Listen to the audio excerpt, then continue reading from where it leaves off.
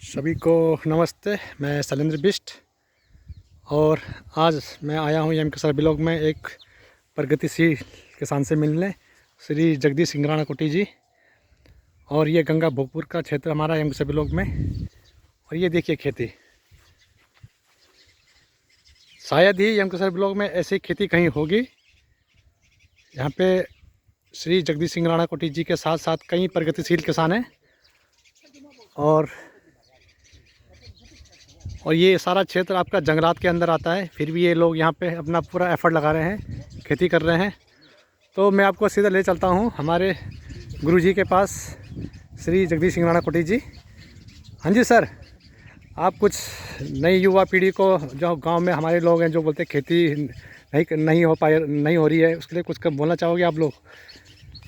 इसके बारे में एक संदेश देना चाहोगे लोगों को कुछ?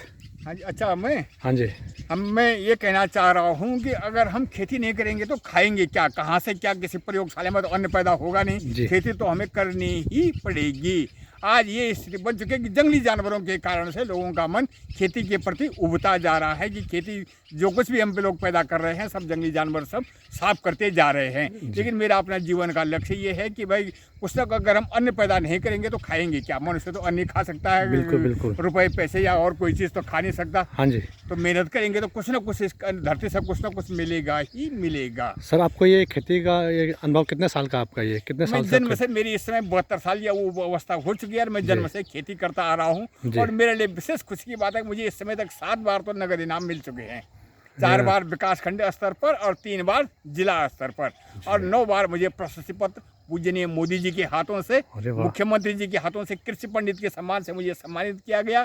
और 2 बार महामहिम राज्यपाल, 1 बार श्रीमान सुदर्शन अग्रवाल जी और 1 बार बीबी रानी मौर्य जी के हाथों से। इससे बाकी मनुष्य को और क्या चाहिए जीवन में कि इतने बड़े उनके द्वारा मुझे सम्मानित किया जा रहा है। मैं खेती के प्रति तन मन धन पूरी तरह से संपूर्णतया हर तरह से 24 घंटा खेती में ही व्यस्त रहता हूँ। नहीं सर, हमने आपके बारे में सुना कि एम किसान ब्लॉग में आप ही हो जो एक प्रगतिशील किसान की जो एक लैंग्वेज होती है और वो एक जो भाषा और एक जो काम वो आपको देख के लग रहा है।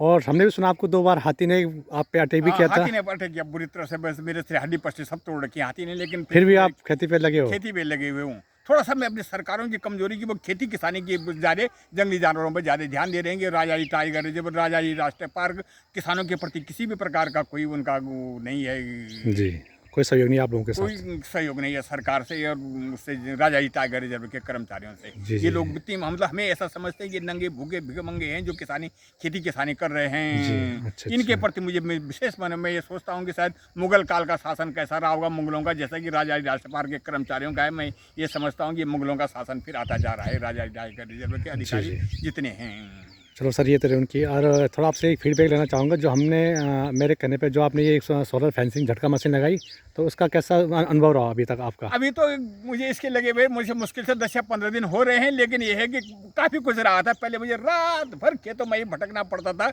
अब ये है कि झटका मशीन लगने के कारण से घर में वो मशीन हॉर्न दे देती है कि भाई कोई जानवर खेत में घुस रहा है, तो रात भर खेतों में नहीं भटकना पड़ता। इससे इतना आराम है। बाकी तो अब जब फसल कटेगी तब तक कितना बचा पाते हैं हम तब कह सकते हैं इस संबंध में कि भाई इससे कितना फायदा हुआ। पर इस समय एक रात भर फिरने से बच गया मैं। चलो धन्यवाद सर, हम आगे भी आपसे अनुभव लेंगे आपका।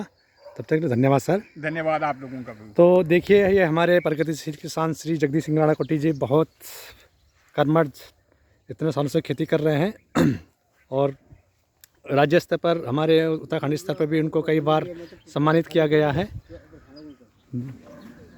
तो आगे भी ऐसे कुछ तथ्यों के साथ आप लोगों के साथ हम फिर जुड़ेंगे। तब तक के लिए नमस्ते, जय श्री राम।